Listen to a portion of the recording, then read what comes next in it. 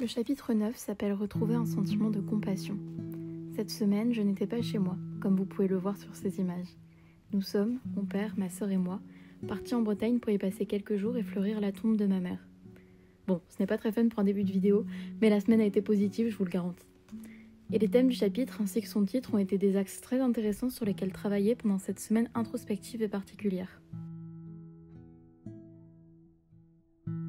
Tout d'abord, Julia Cameron nous parle de la peur, celle qu'on a commencé à ressentir après avoir essayé de créer, puis échoué. Je cite « L'artiste bloqué met toute son énergie dans la haine qu'il se porte, dans les regrets, la douleur et la jalousie. L'artiste bloqué dépense toute son énergie à douter de lui. » Ces dernières semaines, vous avez peut-être pu constater que l'écriture de mon manuscrit, si fluide il y a un mois, m'est devenue difficile. Et plutôt que de me mettre devant le clavier pour avancer quelle que soit la qualité de mon travail, je vous ai fait part de ces doutes, je me suis réfugiée dans le sommeil ou les réseaux sociaux pour éviter de penser à ce texte dormant sur mon ordinateur. De là est née la honte. Et de la honte est née cette peur, celle de ne pas y arriver, celle que ce manuscrit rejoigne le cimetière de mes histoires inachevées.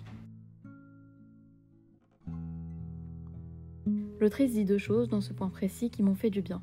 Il n'existe qu'un seul remède contre la peur, l'amour. Appeler la peur par son nom véritable.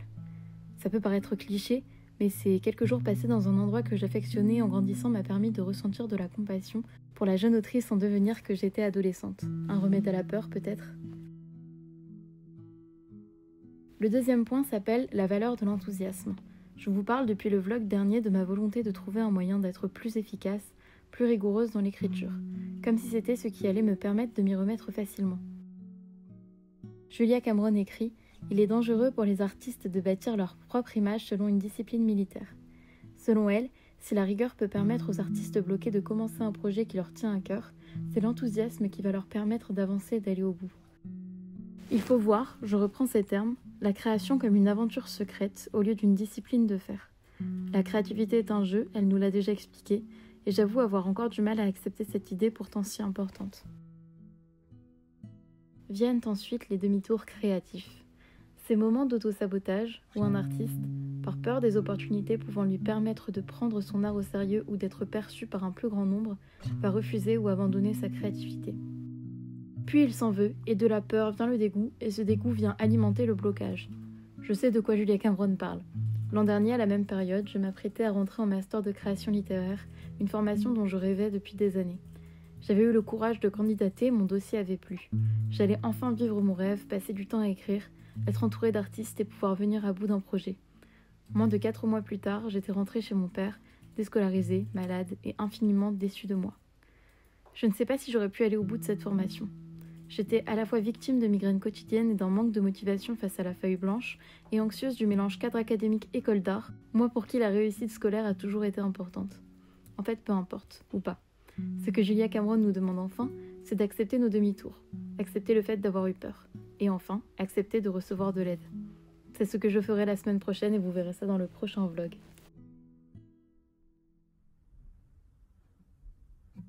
Vous l'entendez peut-être, cette narration, contrairement à mes précédents vlogs, est entièrement rédigée.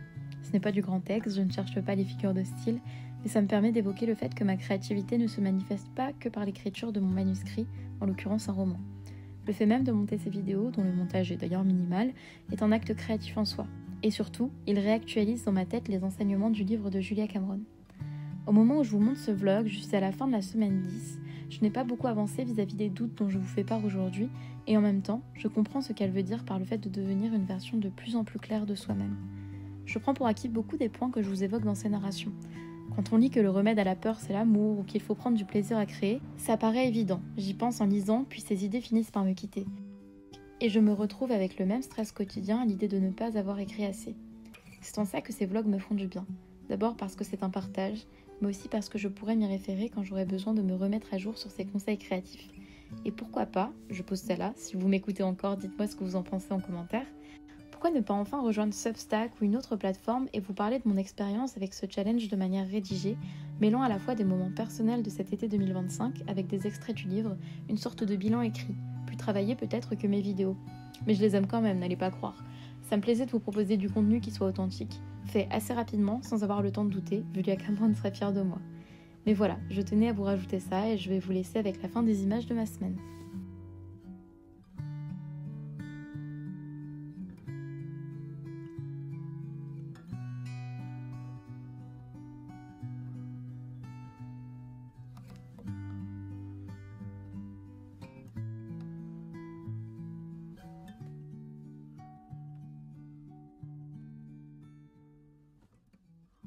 Bonjour à tous, on est le vendredi 15 août, je me suis perdue dans les mois et c'est la semaine 9 de The Artist Way et je suis vraiment contente de vous parler pour la première fois de la semaine puisque normalement le début de cette vidéo c'est des images des quelques jours que j'ai passé en Bretagne avec mon père et ma soeur et je vous expliquais dans les narrations à la fois le chapitre et comment globalement je me suis sentie ces derniers temps. Et c'est vrai que j'ai eu un moment de passage à vide et je crois qu'il y a une semaine ou deux, Julia Cameron elle parlait du fait qu'on peut être tenté d'abandonner. Et je n'ai pas eu envie ou pensé au fait d'abandonner le challenge en lui-même, mais je pense que j'ai pas mal douté. Et le fait d'avoir vraiment commencé à écrire mon manuscrit, ça m'a vraiment confrontée vraiment à moi-même, aux difficultés de l'écriture et de la création, mais aussi techniquement à toute la joie qu'on peut en tirer. Et c'est vrai que mes lunettes sont teintées parce que je suis en face de la fenêtre. C'est vrai que ces dernières semaines, je n'arrivais pas à vraiment concevoir et conscientiser le positif. J'étais surtout concentrée sur les difficultés, sur des doutes. Et c'était pas tant des doutes de je vais jamais y arriver, mais plutôt des doutes de est-ce que j'aime vraiment écrire. Et ça, c'est les pires questions que je peux me poser. Puisqu'il y a des périodes où je sais pertinemment, et je me fais confiance là-dessus, que j'adore écrire. Il y a des périodes où c'est vraiment la plus grande joie que je peux tirer de la vie, de l'art, de la création. Et oui, il y a aussi des périodes où en fait j'ai des blocages, pas tant face au texte, pas tant face à mon histoire, mais plutôt par rapport à moi-même, on va dire. Et est-ce que j'aime écrire? Parce que parfois, ouais, je suis pas inspirée, parfois j'arrive pas trop à me projeter, que ce soit dans le texte ou que ce soit même dans l'idée de me considérer comme autrice. Et je sais pas si ça fait grand sens, mais disons que là j'ai moins un problème avec mon manuscrit en tant que tel, mais plutôt est-ce que ça en vaut la peine? Et c'est parce que écrire est devenu ces dernières semaines plus une peine qu'une joie. Et parce que j'ai à la fois pas vraiment de processus, de routine vraiment d'écriture établie. Et en même temps je mets trop de rigueur dans mes objectifs. Et dès lors que je n'arrive pas à rentrer dans un objectif, dans la case que je me suis mis à moi-même en fait, à respecter, d'écrire tel nombre de mots par jour, dès lors que je n'y arrive pas, je laisse tout tomber. Et c'est vrai que du coup ça crée beaucoup de frustration, ça crée plus de la culpabilisation sur le fait de ne pas écrire ou sur le fait même d'écrire, parce que parfois je vais écrire et en soi je vais passer une bonne séance, mais il y aura toujours une petite voix dans ma tête qui va me dire t'as pas écrit assez, t'aurais pu continuer une heure de plus, t'aurais pu faire mieux, t'aurais pu écrire mieux. Et en fait bah, c'est contre cette voix que dans le premier chapitre Julia Cameron appelait le censeur. C'est contre cette voie qu'il faut que je me batte en fait. Et un truc assez positif dans mon voyage, c'est que je suis allée dans des endroits dans lesquels j'ai grandi. J'ai une histoire familiale compliquée, donc c'est pas des endroits dans lesquels j'ai pu beaucoup retourner ces dernières années. Mais c'est là que j'ai passé beaucoup de temps, enfant, adolescente, et notamment quand je voulais écrire et quand j'avais des projets d'écriture. Et j'ai repensé à une histoire que je voulais vraiment écrire quand j'étais jeune, qui comptait beaucoup pour moi, qui parle d'ado, donc c'est une histoire ado, et j'ai pas envie de changer de projet forcément maintenant, mais le fait de repenser à d'autres projets, pas vraiment abandonnés parce que je ne suis jamais allée au bout et en fait je me suis plutôt dit que je les écrirais plus tard, le fait d'y repenser et même d'avoir une nouvelle idée d'histoire à ce sujet, ça m'a vraiment donné de la peine pour cette personne que j'abandonne, c'est-à-dire cette Mathilde peut-être plus jeune de 11-12 ans ou un peu plus tard de 16-17 ans qui veut écrire et qui passe son temps en Bretagne à écrire et à s'inspirer du monde autour d'elle et qui veut être autrice et qui veut aller au bout d'un projet. Et en fait vraiment j'ai pensé à cette Mathilde là, en fait à cette moi du passé, et les moments où j'ai envie d'être dure envers moi-même, il faut que je me dise que je suis dure envers cette fille là, cette jeune fille là. Et pourtant quand je repense à l'ado que j'étais, certes ce que j'écrivais c'est pas forcément des choses que je lirais moi actuellement, mais j'arrive quand même à trouver beaucoup de potentiel dans ses idées, dans son enthousiasme face à la page, dans ses tournures de phrases et juste plutôt dans son attitude en fait face à l'écriture. Et j'ai envie de retrouver un petit peu ça, et donc ça m'a fait beaucoup de bien je pense au moral, et je pense que ça m'a aussi fait penser à mes personnages, rien que ça, des personnages que j'avais écrits, développés dans cette idée de roman plus young adult. Et c'est con, mais genre j'ai pas pensé à eux depuis des années, mais pour avoir investi beaucoup de temps et d'énergie à les créer dans ma tête, puis un peu sur le papier quand j'étais ado, c'était comme retrouver un peu des vieux amis que seul moi connais, et ça m'a donné envie d'aller au bout, parce que je sais que si je ne vais pas au bout de mon histoire actuelle, de mon manuscrit actuel, j'aurais l'impression de ne pas respecter mes personnages qui sont, au moment où j'écris, presque réels, presque des vraies personnes en fait. Je sais pas si ça fait sens, mais Il y a cette histoire que je vais écrire, mon manuscrit actuel, qui me semble importante et j'ai déjà suffisamment écrit, donc j'ai dépassé les 20 000 mots. J'ai quand même écrit un petit peu ces derniers jours, je me suis remise doucement. J'ai dépassé les 20 000 mots et ces personnages ont déjà une forme, ont déjà une voix et ont déjà une histoire que j'ai envie de raconter, j'ai envie d'aller au bout. Et même si c'est pas un texte que je publie, juste aller au bout d'une histoire, presque par respect pour ces personnages que j'ai inventés. Parce que l'histoire qu'elle raconte, ces jeunes femmes en fait que j'écris, sont des histoires qui me touchent, qui peuvent toucher énormément de personnes de mon âge ou d'ailleurs même pas de mon âge. Et je pense que c'est des histoires qui ont le mérite et qui devraient exister. Et donc en fait voilà, je pars un peu dans tous les sens, mais le fait de repenser à mes personnages, à mes histoires d'avant, ça m'a rendu un peu nostalgique et en même temps ça m'a fait réfléchir. Et là aujourd'hui, par exemple je vais voir un ami, je vais profiter quand même de mes vacances. J'ai envie d'écrire et c'est pas envie d'écrire en mode ouais il faut que j'écrive tel nombre de mots ou que je m'y remette ou que ceci cela. C'est même pas pour rentrer dans un planning très on va dire rigoureux d'écriture, c'est vraiment juste je me sens bien d'écrire et j'ai envie de cultiver ça. C'est important aussi de savoir se mettre à écrire les jours où on n'a pas trop envie, évidemment, parce que il faut se pousser à faire les choses même quand on a du mal, parce que parfois on n'écrit pas à l'inspiration, mais c'est justement en étant courageux et en étant persévérant dans ces moments où on n'est pas trop inspiré, même si on écrit peu, mais au moins écrire que on peut retomber dans des moments d'inspiration où on peut découvrir voilà, une idée, quelque chose, voilà, à force de creuser et d'aller à l'encontre un peu de ces pulsions qui nous disent de ne pas écrire. C'est là que parfois on peut trouver quelque chose de merveilleux dans ce qu'on écrit et qu'on peut retrouver le flux, retomber de l'autre côté et de nouveau être inspiré.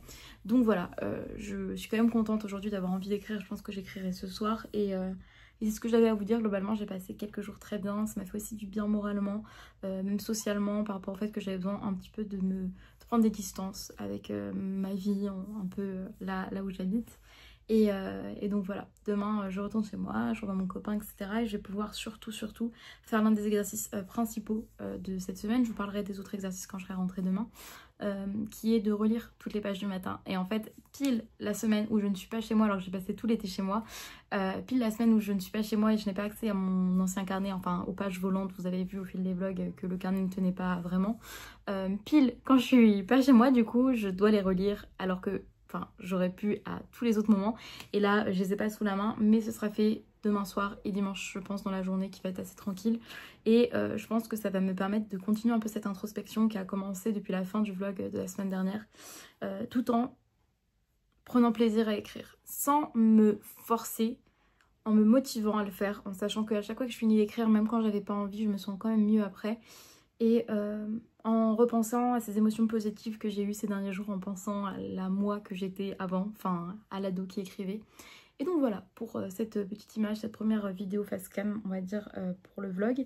Et j'espère que ça vous plaît. Et du coup, moi je pense que, quitte à pas écrire maintenant, je vais faire un peu de piano, peut-être essayer de composer un petit truc par rapport à un texte que j'ai écrit. Parce que bon, même quand j'écris pas mon manuscrit, je pratique quand même l'art en écrivant des petites phrases de poèmes ou des petites phrases de chansons. Et peut-être que je vais faire ça en attendant mon meilleur pote avec qui on va peut-être aller à la mer. Et puis voilà, sinon je me sens assez bien, je suis très contente. Aujourd'hui il fait beau, il fait chaud, je porte une tenue que j'aime beaucoup. Et voilà, j'espère que ce vlog vous plaît. Finalement je vous reprends aujourd'hui, on est dimanche et je n'ai pas filmé hier parce que quand je suis rentrée chez moi j'ai dormi 2 heures. J'étais très fatiguée et tout de suite après j'ai dû me préparer. On est allé au restaurant rejoindre des amis de mon copain que j'aime beaucoup aussi. Et on a passé la soirée ensemble, c'était très sympa. On a joué au Uno, on a joué à des jeux et ouais non on a beaucoup ri, c'était sympa, ça m'a fait du bien.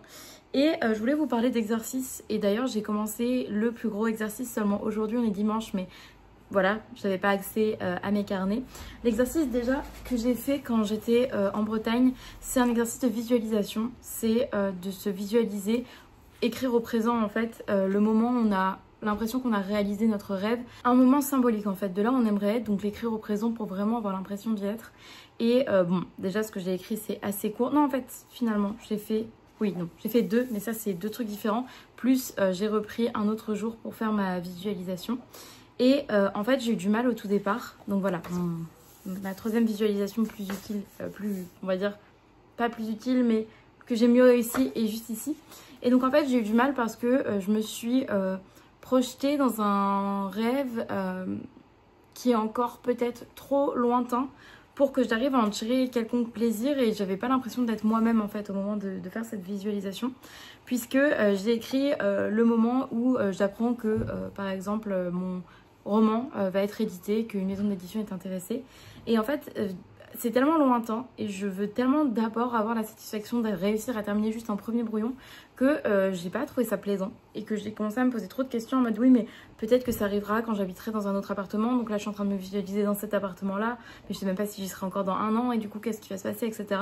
Et j'arrivais pas à vraiment prendre le plaisir que Julia Cameron explique dans cet exercice, qui est de vraiment mettre le moindre détail hyper satisfaisant, hyper chouette, qui nous fait du bien. Et donc j'ai eu un peu de mal. Après j'ai aussi fait une visualisation encore plus lointaine de je suis influenceuse et je vis aussi de mes écrits mais aussi de l'influence, et mon copain s'investit aussi dans le dessin, etc. Et on va dans une tiny house de parenthèse qui est un service de tiny house qui fait aussi beaucoup d'échanges avec des artistes, des ateliers créatifs et tout, et que j'écris mon bouquin et que en tant qu'influenceuse je suis là, et aussi je peux écrire et faire des ateliers d'écriture pour les autres gens qui sont dans les tiny house à ce moment-là, et avec mon copain aussi qui dessine, etc. Donc plutôt un rêve de vie artistique avec mon copain. Et après, bon, de base c'était juste moi, je me voyais dans la tiny house. Après je me suis dit bon, s'il faut rajouter des détails qui nous plaisent, etc., je me suis dit autant partager ça avec lui, mais encore une fois c'est plus concentré sur le fait que moi j'aimerais bien vivre de ça. Mais en même temps c'est encore une fois peut-être, et c'est là que je vois que cette semaine ça parle de compassion, et peut-être que soit c'est que tout n'est peut-être pas bon à prendre pour moi, cette partie-là de ma vie de The Artist Way, soit j'ai encore des blocages sur lesquels je dois travailler. Mais en fait c'est des rêves, j'y pense à certains moments et je me dis ah ce serait trop bien, voilà, d'être dans l'influence, d'être dans ceci, d'être dans cela. Et j'ai d'autres moments où je me dis mais j'ai aussi envie d'une vie calme, j'ai pas envie d'être perçue, j'ai pas envie d'être jugée, j'ai peur du jugement des autres, et donc j'ai pas envie d'être perçue, voilà. Et c'est aussi pour ça que parfois les vlogs c'est compliqué, parfois YouTube c'est compliqué, c'est que j'alterne plusieurs périodes, et donc le fait d'être influenceuse, le fait que ce soit ça ma vie, c'est pas un rêve où vraiment j'y pense tout le temps et je fantasme énormément dessus, parce que à la fois ça me ferait du bien et ça m'intéresserait dans cette période-là de ma vie, et en même temps j'ai tellement peur sans cesse que mes rêves changent et que je change d'avis. Et ce n'est pas grave de changer d'avis, pourtant on peut vivre plein d'expériences différentes dans sa vie et ça ne va pas nous tuer, quoi. Et au contraire ça peut nous apporter énormément. Peut-être que je vais être libraire pendant une période de ma vie, puis à une autre période je vais me tourner vers autre chose, mais ouais, comme pour l'instant là les études que je vais faire c'est pour avoir un job concret, et que certes j'essaye de mener une vie créative, mais pour l'instant je n'en vis pas et je fais pas ça de manière suffisamment régulière pour commencer à me créer vraiment au-delà de YouTube qui vraiment m'apporte énormément, mais je commence pas vraiment à me créer de plans, plutôt business plan, plutôt à en vivre, quoi. Enfin voilà, moi je suis plutôt concentrée sur le fait là de terminer mon roman, donc j'ai du mal à faire ces exercices de visualisation, j'ai du mal à rêver grand, même si Julia Cameron nous demande sans cesse de rêver grand et de ne pas avoir peur de rêver à des choses un peu ridicules qu'on avoue mal devant la caméra, ou qu'on avoue mal à ses proches, de voilà, je rêve d'être une pop star, ou je rêve de, je sais pas, d'être une grande actrice et de gagner un Oscar. Enfin voilà, parfois on peut avoir honte un petit peu de nos grands rêves. Et en fait j'ai aussi l'impression que je suis un peu perdue entre est-ce que j'ai pas vraiment de gros rêves actuellement, ou est-ce que je me suis tellement dépréciée depuis des années et je me suis tellement rabaissée que je ne m'autorise pas à avoir ces grands rêves là. Donc voilà, c'est un peu mes pensées, je n'ai pas de réponse plus claire à vous dire, mais sinon j'ai fait une dernière visualisation le lendemain et j'ai écrit, je pose le point final sur le premier brouillon de mon roman. Et après j'en parle à mon copain, j'en parle à mes sœurs, etc. On va au resto fêter ça. Et je sors m'acheter des stylos, je fais imprimer mon manuscrit pour m'installer dans un café que j'adore, et sans commencer, dès que j'ai terminé, à commencer à prendre des notes sur voilà, le premier brouillon imprimé, je commence à juste prendre des notes sur mon expérience, sur comment je me sens, sur ce que j'aimerais pour le roman, etc. Et voilà, je me sens heureuse et je me fais un rendez-vous avec moi-même pour me féliciter et pour, on va dire, entamer la deuxième partie du projet, c'est-à-dire le fait de faire une deuxième version de ce projet, donc faire la correction de ce premier brouillon. Et je me sens heureuse, légère, confiante et courageuse. Et voilà, c'est pour le coup une visualisation qui m'a beaucoup plus aidée, parce que c'est, on va dire, l'étape la plus importante pour moi en ce moment. J'ai pas envie, moi, de me projeter trop loin, parce que je sais aussi que personnellement, et c'est quelque chose qui ne correspond pas trop à ce que Julia Cameron explique dans son livre. Moi, je sais que si je rêve trop grand aussi, je vais pas vraiment penser aux étapes nécessaires à faire maintenant. En fait, je vais pas réussir à me mettre à faire les choses parce que même moi, je vais considérer que c'est des rêves trop grands et c'est trop lointain. Et donc, je vais vouloir tout de suite m'imaginer répondre à des interviews, voilà, si je suis autrice, je vais m'imaginer ça, fantasmer un peu ça, moi qui parle de mon roman, etc. Et je vais pas me mettre à l'écrire. Tandis que si mon rêve, c'est de terminer un manuscrit, comme j'en ai jamais terminé, ça va être plus simple, je pense, pour moi, de travailler sur mon manuscrit et de vouloir atteindre, du coup, ce moment-là, qui m'est plus palpable, qui m'est plus faisable, en fait. Et en plus de ça, cette histoire, je l'adore, hein. J'adore écrire cette histoire, mais je ne sais même pas si je veux la publier. Moi, là, c'est vrai que j'aimerais, dans l'idée, travailler, que mon travail soit plutôt mon art et que je puisse gagner de l'argent comme ça. Mais déjà, le statut des auteurs en France, c'est très difficile. Mais au-delà de ça, moi, j'ai juste envie là de terminer cette histoire et de me prouver que j'en suis capable. Voilà, pour l'instant, c'est tout. On verra bien pour après. Mais du coup, voilà, je voulais parler de cet exercice. J'ai mis un peu de temps, désolée, j'en ai parlé plus longuement que ce que je pensais. On va passer au deuxième truc important de cette semaine. Cette semaine, il fallait donc relire ces pages du matin. Et je me suis installée 1 heure tout à l'heure pour le faire. Et donc, je suis allée jusqu'à 96 pages. Je suis allée en fait, je suis partie du 20-21 juin. Et là, je dois être au 12 juillet. Donc voilà, j'ai fait, je pense, à peu près la moitié de mes pages du matin en 1 heure. Et je comptais continuer et tout faire aujourd'hui, mais en fait, c'est un peu dur, je dois avouer. Parce que à la fois, j'ai retrouvé des idées d'histoire ou alors des pistes pour mon roman que j'ai un peu écrit comme ça et je ne suis pas encore revenue depuis que j'ai vraiment commencé à écrire le manuscrit. Et en même temps, je me suis aussi vue dans des moments où j'étais très stressée, très angoissée. Ça m'arrivait souvent le matin. Et le fait de me lire angoissée, et de voir comment j'essayais de m'en sortir, et des fois je me disais le matin non ça va pas aller, je suis trop stressée, je dois faire ça, ça, ça et ça, ça m'a mis un coup de stress alors qu'aujourd'hui je suis assez contente de ma journée. C'est à la fois très doux, très chill, on fait pas grand chose avec mon copain mais je me suis quand même habillée, j'ai pris ma douche, enfin voilà, c'est pas juste une journée juste de flemme où je reste en pyjama toute la journée et on sort pas parce qu'après on va faire une balade. C'est une journée de détente et en même temps j'ai quand même fait des choses aujourd'hui donc je suis assez fière de moi. Mais en même temps j'ai remarqué à quel point au quotidien et tous les matins, je me sers plus de mes pages du matin pour m'organiser. C'est-à-dire me dire ok bon là je suis stressée, je suis fatiguée mais après je vais faire ça, ça, ça et ça et ça va se passer comme ça. Et puis si j'arrive pas à faire ça, oh là là je vais me sentir comme ça. Et je suis en mode meuf, souffle un peu. Et je sais que sur le moment quand je suis stressée, le fait de me dire ok je vais faire une liste de choses à faire, sur le moment j'ai l'impression que ça me fait du bien, mais en même temps très souvent je mets trop de trucs et je suis pas vraiment à l'écoute de mon corps, de ce que mon corps est capable de faire, et aussi de est-ce que c'est si important de faire ça, ça, ça et ça aujourd'hui, est-ce que je peux pas mieux répartir ça sur la semaine, ce qui fait qu'après je vais être plus facilement déçue si j'arrive pas à mettre en place tout ce que je veux mettre en place. Après, je reconnais aussi que là j'ai seulement fait la moitié du coup de mes pages en relecture, mais j'ai vu une vraie amélioration dans ma santé mentale et dans ma vie artistique et dans mon quotidien en fait à partir de la deuxième moitié du challenge. Donc je sais aussi que c'est normal que là ce soit un petit peu compliqué. Mais en me relisant, je me suis vue. J'ai pu m'analyser, c'est un peu ce que Julia Cameron nous demande. Personnellement, moi, j'ai pas fait ce qu'elle demande avec les stabilos. Moi, j'ai fait 3 stabilos. Alors, c'est pas sur ce carnet-là, mais j'ai noté en gros, en bleu, je surligne tout ce qui est peur, tout ce qui est doute, tout ce qui est, assez négatif. En beige, je surligne toutes les idées créatives, que ce soit des idées vraiment concrètes de romans, de poèmes ou quoi, ou juste des choses qui au quotidien me font du bien pour ma créativité. Et en rose, juste des réflexions. Ça peut être des réflexions sur certains sujets que je lis dans mes romans, ça peut être des réflexions sur mon quotidien, sur ma santé mentale, sur mon groupe d'amis, etc. Enfin, c'est vraiment des choses que je trouve intéressantes, donc je surligne pas tout non plus. Et qui peuvent aussi soit devenir du matériel pour mes écrits, pour ma créativité, soit tout simplement des choses sur lesquelles je peux réfléchir et travailler pour me sentir bien et mieux au quotidien. Et donc voilà, je me suis observée, vous entendez le chauffe-eau parce que mon copain prend sa douche. C'est quand même assez énergivore, enfin vraiment j'ai fermé ça, je me suis dit waouh, j'ai fait ça pendant 1 heure, donc j'ai planté un arbre sur Forest afin de vraiment me poser 1 heure pour le faire. Je savais pas combien de pages j'allais réussir à lire, mais bon, ça a fait 76.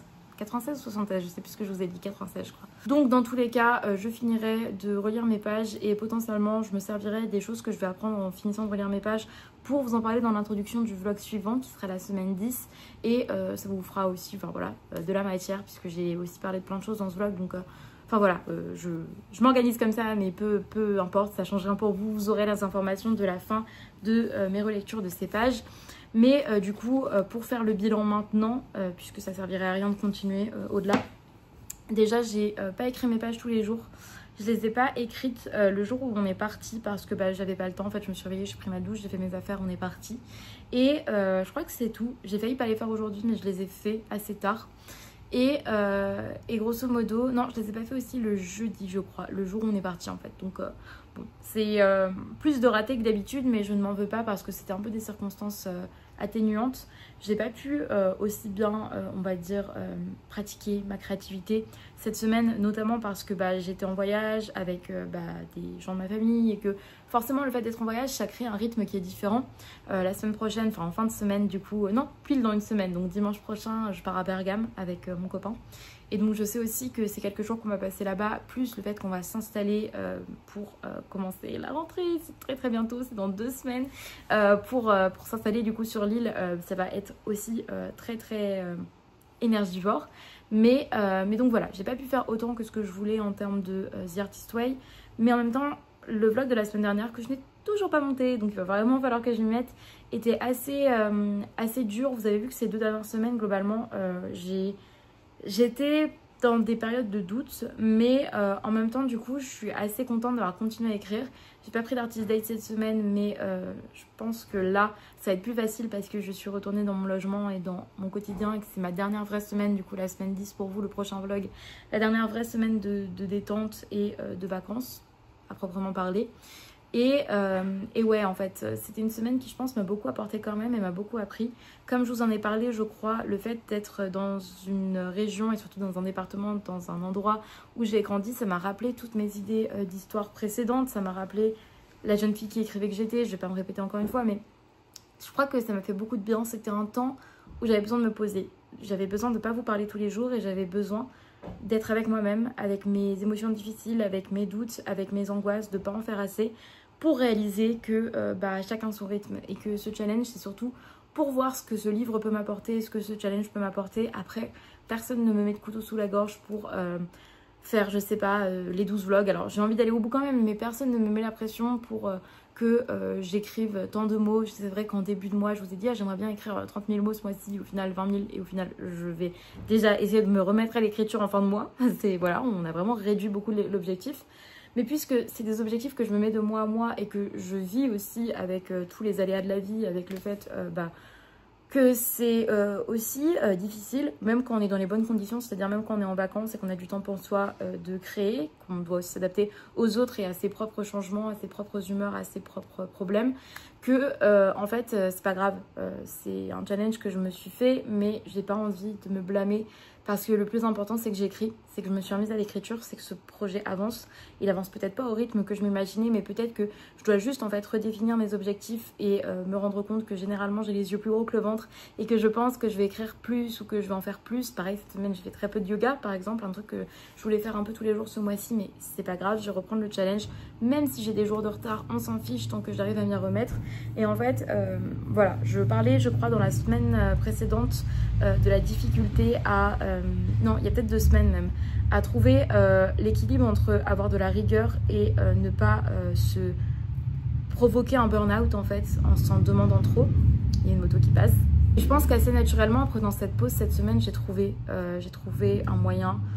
C'est vraiment psychologique, donc je n'ai vraiment pas de conseils à vous donner si vous avez les mêmes problèmes, mais de respirer et de me dire que rien n'est grave en fait, à dédramatiser les choses, à vraiment prendre le temps d'être avec mes proches, à être avec moi-même, à lire un peu. J'ai pas lu énormément, mais j'ai terminé Orlando, c'était très bien, ça m'a beaucoup inspiré. À juste, voilà, me dire c'est pas grave. Et des objectifs, ça peut toujours se redéfinir. Il faut prendre la vie comme elle est, avec ses aléas, et j'écris. Et aussi, ces dernières semaines, j'avais du mal à aimer mon projet parce que j'avais du mal à écrire, mais je crois que le fait de passer du temps et réfléchir cette semaine, ça m'a aussi recréé une passion pour ce projet. Le fait de relire mes pages aussi, tout simplement, ça m'a redonné des idées de choses que j'avais écrites dans mon carnet il y a 2 mois. Et en fait, j'avais complètement oublié et là, je vais pouvoir les écrire. Donc ça, c'est super et c'est vraiment positif. Mais voilà, cette semaine un petit peu plus étrange que les semaines précédentes, même si les vlogs 8 et 9 sont assez similaires pour ça. Et dans tous les cas, moi je suis assez contente. Est-ce que c'est pas le vlog 10 en fait? Je vais pas dire qu'on est le vlog 9, mais c'est peut-être le vlog 10. Je sais plus, parce que comme je n'ai pas monté l'ancien, oh là là, je sais plus du tout. Enfin bref, dans tous les cas, 9 ou 10, ce vlog, c'est écrit juste là dans le titre. Les deux derniers vlogs, je sais qu'ils ont été un petit peu particuliers, mais c'est pas grave. Et vous voyez aussi comment je me sens. Et puis c'est un peu le but de faire des vlogs, c'est que voilà, il y a des choses qui marchent, il y a des choses qui marchent pas. Et au moins vous avez mon expérience brute, pure et dure. Vous faites votre avis aussi sur les choses que je dis par rapport à The Artist Way. Et il y a des choses qui m'aident, il y a des choses qui m'aident moins. Mais dans tous les cas, je suis contente parce que je prends toujours le temps de continuer et de réfléchir à ces questions-là. Et donc voilà, c'est tout ce que j'ai à vous dire pour ce vlog. J'espère qu'il vous aura plu et je vous retrouve très bientôt pour une prochaine vidéo sur cette chaîne.